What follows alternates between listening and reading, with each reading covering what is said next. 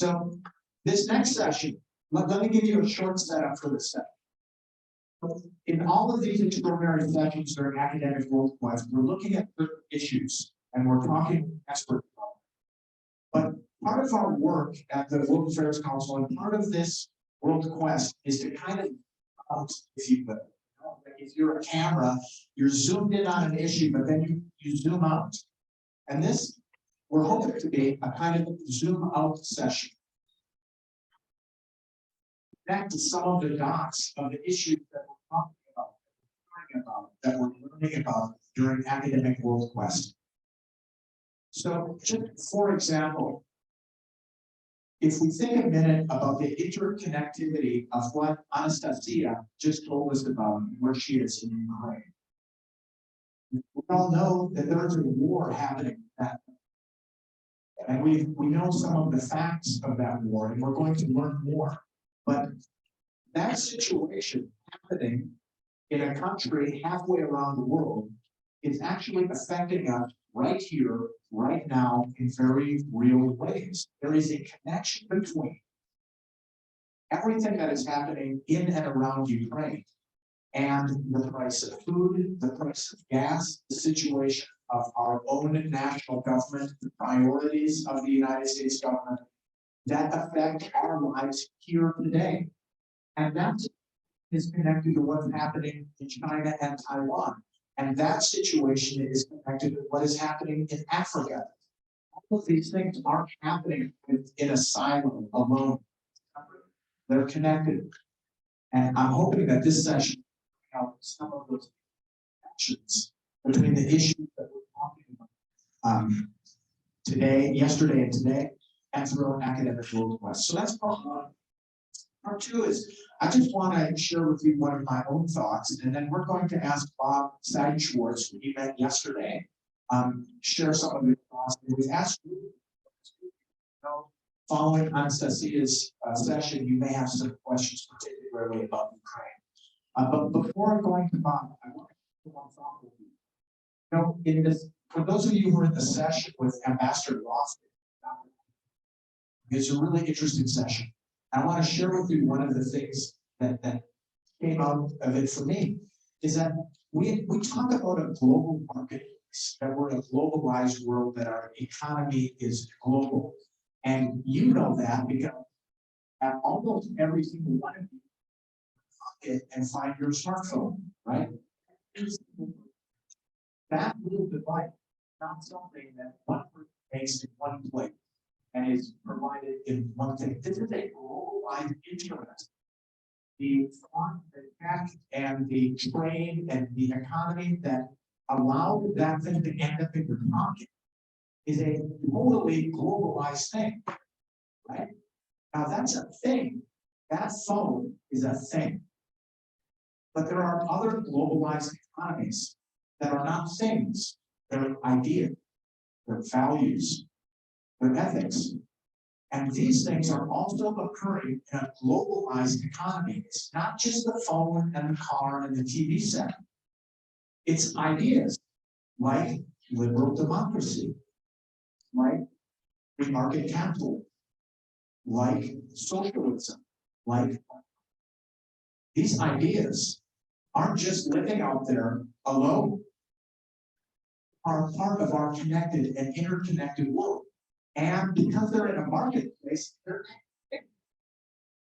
looking for people to buy them in the same way Apple and Samsung compete to put their phone for you. And they're competing for people all around the world. They're trying to get your attention. They're trying to convince you that is a good idea or this is a better way. So when Ambassador Loftus and Dr. Apps talk about autocracy versus democracy, we all typically immediately jump to this conclusion, oh, democracy's better, we're all good, we know. But be assured, not the case everywhere in the world, that autocracy delivers very important things to people, and it becomes very attractive, actually, in a global marketplace of ideas. It's something that people look at in different parts of the world and say, hey, that's not bad. And I'm going to share with you a very short story before handing over to Mom. Many years ago, I was working in Africa, and I was in Uganda, and I was in the middle of what they call the bush. I mean, it's like, backcountry in Montana, middle of nowhere. I mean, we were so far away from any villages, it's unbelievable. And we're bumping around in an SUV, on this little dirt track. And we came to the demarcation of one kind of state, if you will, inside Uganda and another. And right at that demarcation, there was this beautiful tar road and all of these huge earth-moving, road-making equipment in the middle of nowhere. It was I couldn't believe it. And sitting on those machines were Chinese workers. The government of China told the government of Uganda, look, let's make a deal. We'll build roads for you and bring all the equipment and pay for everything. But we want some concessions on natural resource extraction or what have you. That is a case not of road building, but of values. It is one trying to convince another of its values. And this is happening everywhere, all the time, including in this room right now, all around our country and all around the world. So I want to just kind of leave you with that kind of big macro thought, that big kind of what's going on thought, this zoom out thought. But maybe you have some others. And that's what we're trying to get to in this session. So I'm going to hand over now to Bob for some remarks. Good morning, everybody. Thank you for this.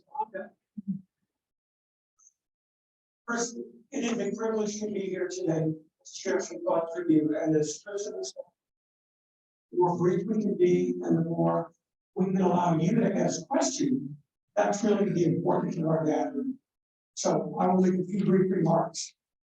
I was thinking about how do I take what has been in our situation and to you. Let's start with the humanitarian side. Russia has a population that's what, 3 times that would be great. 5 times. So just put that in perspective. 5 times as large. Population of Ukraine is before the war. So 47 million people. Estimated about 8 million people are refugees in other countries. Well, think about that just for a minute. Will they return to their homeland? What are the conditions that they will face? We don't think about this as we hear the headlines. Ukraine's best and brightest are fighting. Many of these people will not come back. Russia, with its system, is sending people from Israel, different ethnic minorities. It's not the wealthy Russians that are fighting this war. We don't think about this, but when you lose your teachers and your professors, and your musicians, and your scientists, people that are important to the community, and this is not dismissing anybody else, but you're losing future generations that contribute, that bring value. How do you replace that? This is giving you one of the great challenges that Ukraine is going to deal with going forward. NATO is the relationship internally and externally. What it means to have an agreement to stand together. The EU is being tested right now. It's not all in agreement with policies and what they would do going forward. The economies of the EU are being tested. The United States, its own policies, food issues, as Chris alluded to. I want you to think about this as a cascading effect. When the war starts, you know by now, Russia and Ukraine are major producers of agricultural products, minerals, rare earths, and especially in the case of Russia, energy. Europe receives, or was receiving, a substantial portion of its oil and this gas coming from Russia. In effect, they made a deal with the devil. And now, they're going to decouple from that. So what we've seen is the effect on their economies in terms of energy prices. Which put pressure on every other types of resource. as an input. The United States, moving towards a green energy policy, as other parts of the world are being stressed right now because the cost of goods and services is going up. And in the case of Europe, they have to reconstitute for coal mining, nuclear facilities, or natural gas usage.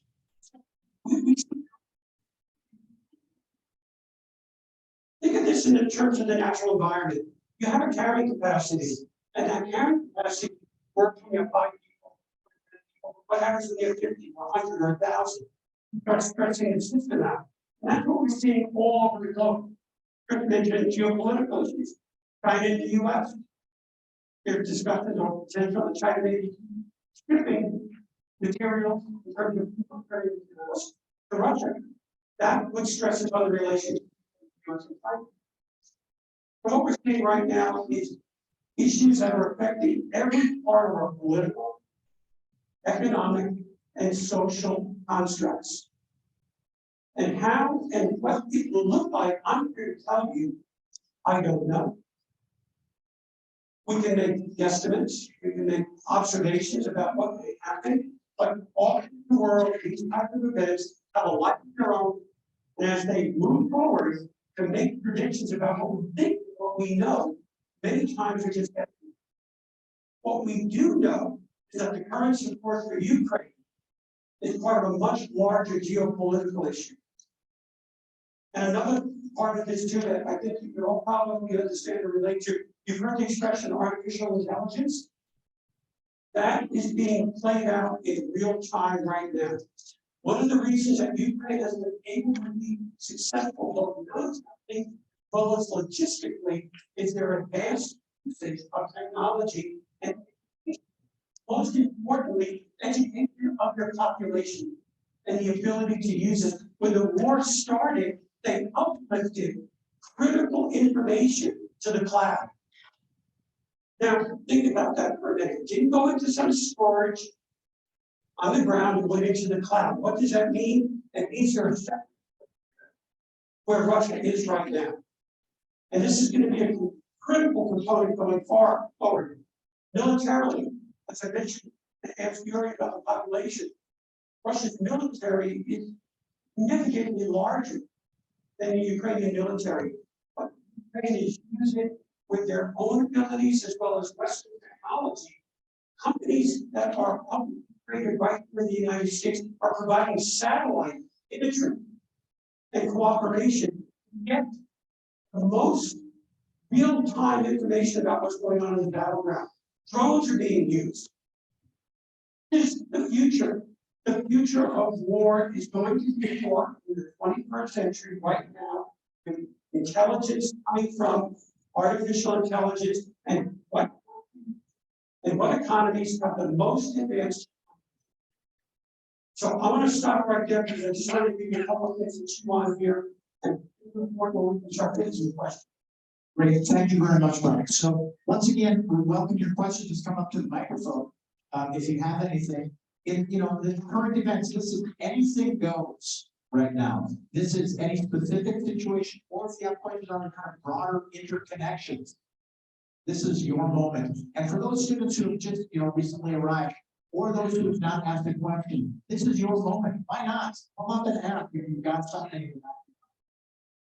Yeah, there you go. Very good.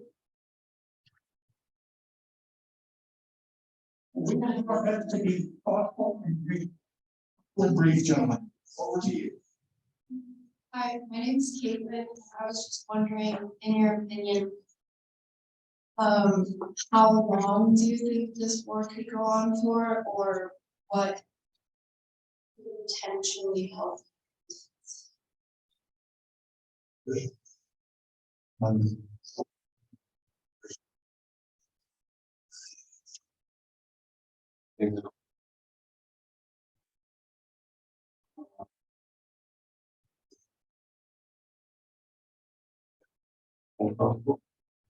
Right now, now we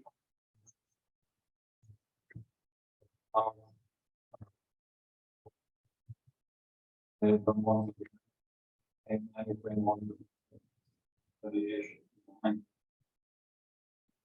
And the war between is like fundamental principle. Human rights, rule of the law, you know, small in general. Years ago, made persons to the life. The Ukraine had a Reagan being part of the Russian. We had years to understand that you know we got our independence in 91. We made it AWQ. 10 years ago, people just no one knows when the war will end because it's not about terrorism. It's more fundamental about basic principle. The principle of freedom. We ran each person wants to be a more focused part of that community. So with them, I figure out and the grand city. We don't want to hold it. We don't want to be. So we hope that the war will. So like and then patient get also. Thank you for that, Yuri. Just to add a point that is not only about the current situation, but if we take a look at the use of war since World War II, so just those right? In the same way, you make a choice. It's like I don't know, should I have a hamburger or a chicken sandwich? And you're thinking maybe economics, one is cheaper. Thinking about your health, or maybe you're thinking, well, all my friends. You're thinking and you're calculating. War occurs. It doesn't simply happen. There's a calculation. Maybe more than hamburger to chicken, or maybe just as simple. But there is a calculation. And that calculation changes, war continues. Typically, that's one of the aspects of modern warfare. Deciding based on a calculation. You mentioned there was a Russian calculation. This country, we are going to stop Western encroachment into the post-Soviet sphere. We are going to have influence in this. Unless and until things change, war will continue. Caitlin, to some of the question, it's not the answer. This war will continue in a heart to heart. And the implications that it will follow, what will be learned, what will be implemented, is yet to be determined. But what we do know is that physically, infrastructure has been significantly destroyed, will need to be rebuilt. And that will mean the alternative. Thank you. Hello there, my name is Dio, and I was wondering if you mentioned that there was such a rise in new ways of using technology and new developments. Do you believe that these would have happened without the catalyst that was the Ukraine-Russia war? Let me share, this is an observation on my part. Yes, it would happen. It's happening right now. From a military standpoint, the environment actually speaks. Or it doesn't work. It's one thing to test something in a controlled setting. Very different when you're on and what they call a fog of war. And there's actual ability to work in terms of artificial intelligence. Drones, all that I was describing earlier, you're actually beginning to see these built. EU, the Russians, the United States, and then they'll go back to the drawing board. But let's not ever lose sight those people are suffering as this part of the equation is being brought out. Thank you very much. Well, I'm Aiden. I was wondering, as you rank this person during the school.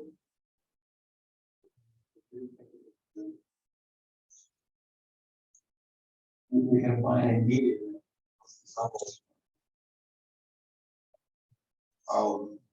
So we got. So like.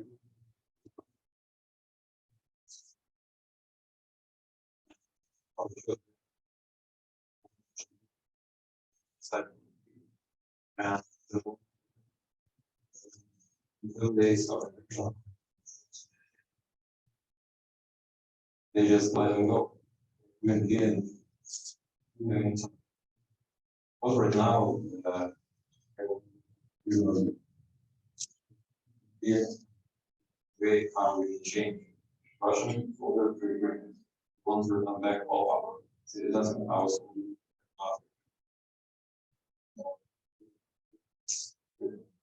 Unfortunately, so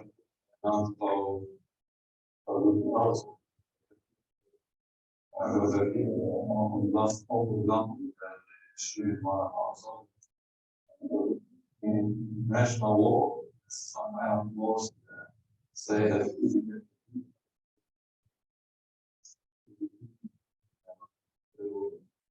they just said cannot yeah. But I wonder well and what was supposed to do that but training for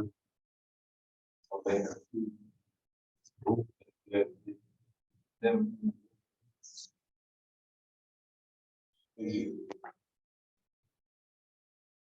Hello, my name is Nova. I'm with the Project Doctor of Learning Helena. My question is revolving around the technology that is being used to help fight in the war. Montana trades within the industry of photonics with the EU. You think that Montana is playing a heavy role in the technology that is being used in Ukraine?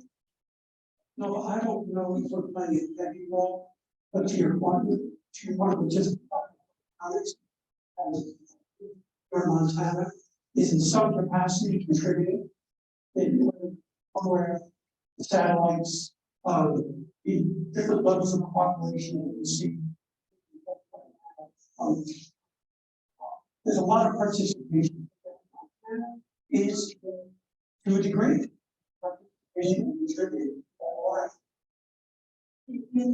I want to add to that, Nova, actually, that's a good question. And just to add on, in a globalized economy, everybody, and it's hard to put your finger on. Those of you who were with us in last heard that photonics is an essential element of drone technology, lasers, they what have you. May involve, I don't know, but but you can find that out. And the fact is, in these global dynamics, there are many moving pieces. And in a dynamic, we're talking about the Ukraine war, many dynamics going on in the world that you may agree with or you may disagree with. It's the moving parts that if you find you don't like it. A great example of that is, a long time ago, when the country of South Africa, the kind of sanctioned racism, people couldn't figure out how are we going to deal with this? People were trying to deal with it, trying to break the apartheid. It wasn't until people started looking at the small pieces, the lasers, the little investments, just look back and say, you know what? If you invest in South Africa, and it was that made, and that's true in all of the. I just have two. Again, unfortunately, with the war, humanitarian side, industry here and in other places, the country we must their supply chains. One of you, different from the global supply chains. So we're figuring out what we're going to say. You're going to have to do stuff.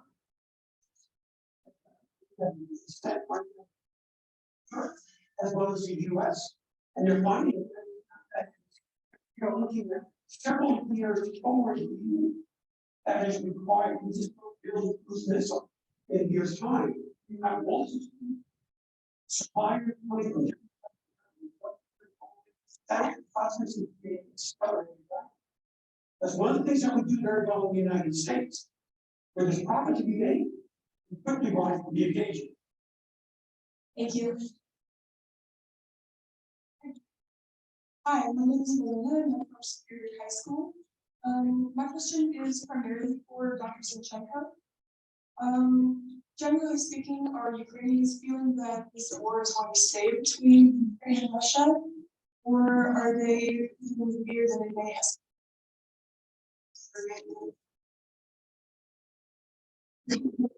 We hope that if the reason of it was Albert Einstein first that I don't know what will be the World War IV, people will fight. So it means that this conflict will increase and will be the end of the war. I think that all countries will the world. They will manage in some way just to be some peace. NATO right now they don't want us this direct conflict.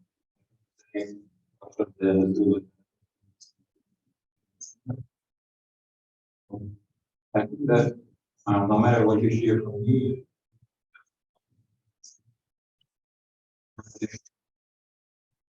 we don't know what will be.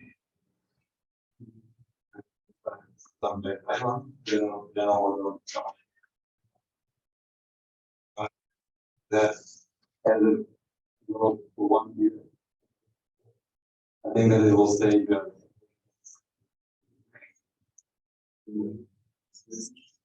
So, yeah, that it will be.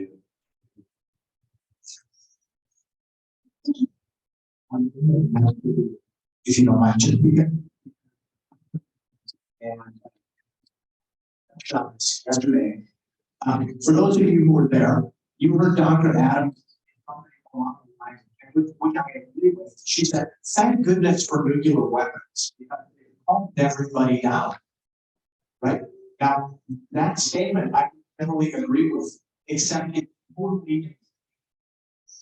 Is it not?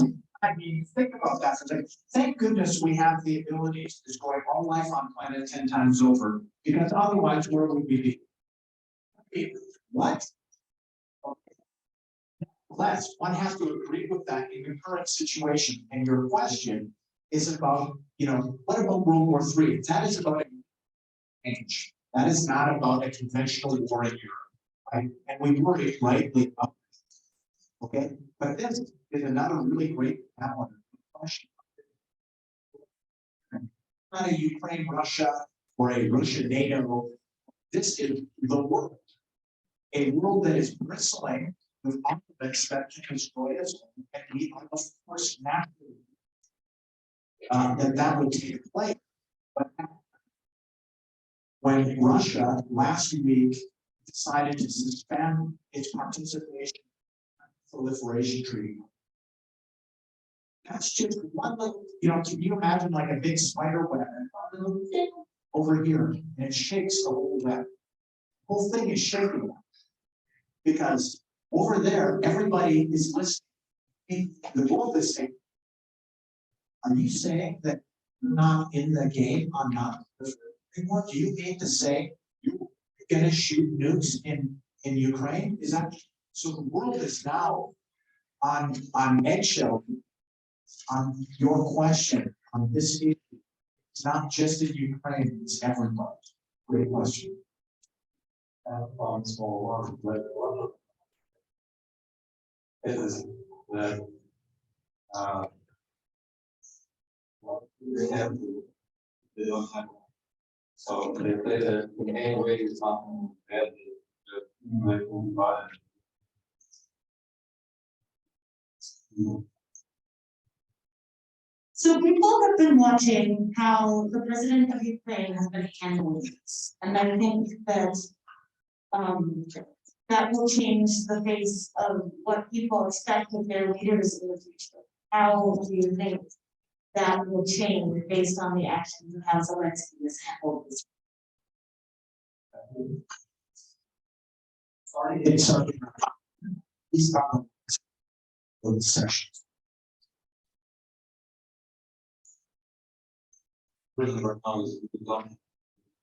We. When was that? About that. He and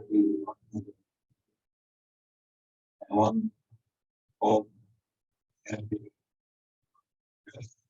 Biden away from the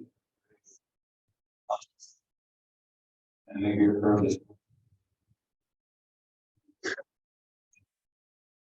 And that showed not only the Ukraine.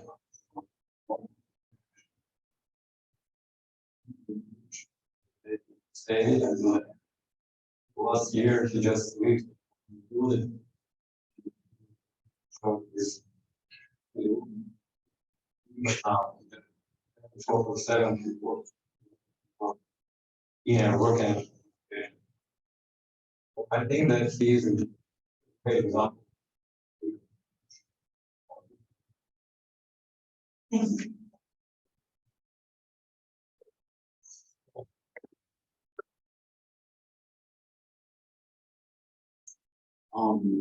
Connor from Gardner. So is there any hope for specific whether Ukraine either has a chance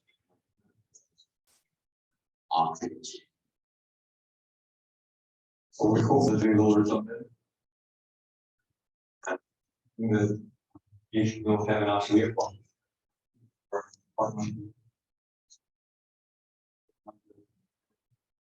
And then we have also at Crimea.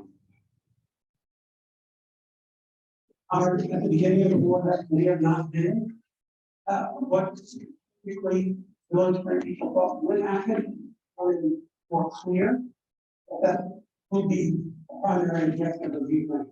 Isn't that crazy? On the Zoom out on this one, so you all can get your. So the Crimea is part of Ukraine. It was in 24. Now, check this out. Some of you may have heard of the Treaty of Westphalia, 1648. That's what that did was it set an international list. I have a country, you have yours, you stay out of my business, I stay out of yours. That means we have lived by as a planet and company of nation. Check this. Russia took that back, and now it's pointing to Russia. And now Russia says, if you, Ukraine, or if you, NATO, come into our land, you are invading Russia. Ukraine. So now the game changes. Part of, but Russia says it's part of Russia, and Russia come into our land, then we have the right to defend it, including weapons. That's what happened. And that's what's happening right now. It's not, again, not they're taking up land, but the way in which Russia is now thinking about the and Crimea.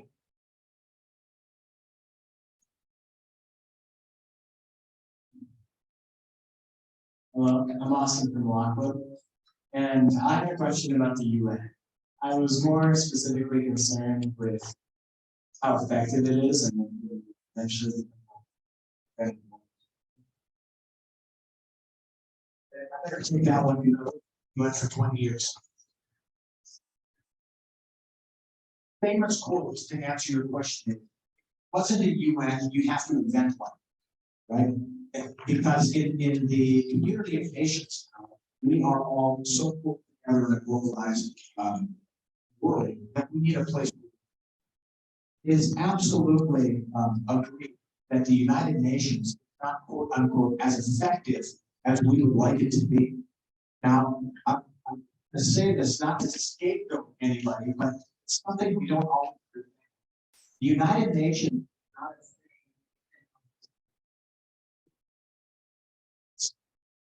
The United States is one of 192 member states of the UN. And the effectiveness of the UN relies on its member states. It's not a thing that is operating alone. It's a thing that operates. Central to the United Nations, as many of you know, the United Nations Security Council, at which the 5 permanent members have a veto, of which they often use their veto, and we are seeing that today in Ukraine, seeing the Russians any action by the UN Security Council. So it's very makeup. Efficient. There is no place if nations can talk, then one. So it's a little bit, it's like, which is better and which is worse. So it's to say, to summarize, it's not, it's inefficient, but where would we be without it? I agree.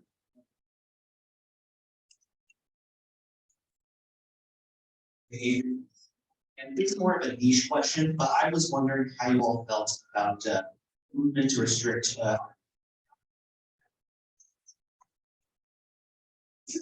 Yes, I was wondering how you all felt about the movement to restrict artistic. Well, it's covered that whole system. The US Spirit, just don't do that. And then who will be accepted and who will not be accepted? I know it's just messy, but it's the 21st century challenge, the implications are just, I don't have time to go into what's happening right now and what that like. And it will be a battlefield for the rest of the world. Now, when the machines finally do start thinking for themselves, that's when you're going to need the Lord. On this one. So it's not just AI. Let's just call it technology. Well, no. Technology, along with a basket of issues, are transnational, right? At some point in our past, where nation states decided what happens. But with technology, it's not just a United States, Israel, Uganda. It's tech firms and it's communities of users are deciding and advocating. No longer is it just, a government says this is the way it's going to be. It's not working. Some governments are trying that. By the way, but bit by bit, that question of, your question about, creative AI, but you ask the same question on technology. Pretty soon, who's going to be actually able to there's no control is the wrong word. Can't control this stuff. That you manage it in a way that brings value and is beneficial. That's what everybody. That's your generation, I think. And I'm actually quite that you all think of ways that can benefit humanity and But the technology of the new nation states. good question. And it's nothing wrong with it. The reason that is like working here. Can you give a round of applause to you?